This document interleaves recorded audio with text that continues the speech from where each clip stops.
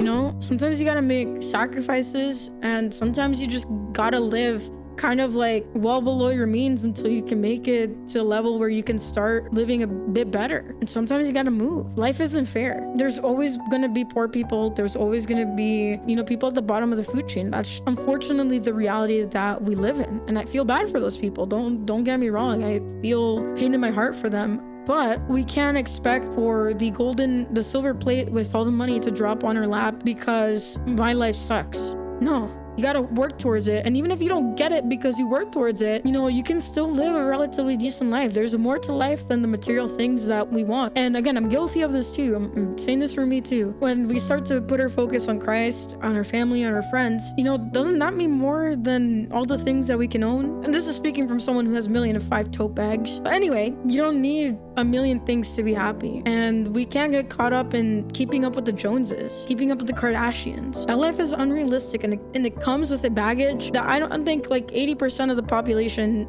heck, even 90% of the population probably wants to deal with. It's not a good life. It's very empty. You know, we fill our lives up with these possessions and these material things. And it's just, more times than not, it leads to emptiness. Like, yeah, it's nice to have money because you don't want to worry about food on the table, but it comes a point where, you know, do we need to live in luxury? Does it suck that there's always going to be poor people down on their luck? Yeah, but we're human. Other humans treat other people bad, but then some people also don't try, or they give up, or they've tried everything and they can't take it anymore. Some people end their lives over this. And this, to me, this is just so performative on our end, like Caleb is saying. But, you know, obviously we should try to work and help people who are down on their luck, but those people also need to pull themselves up by the bootstraps and do their best to do better.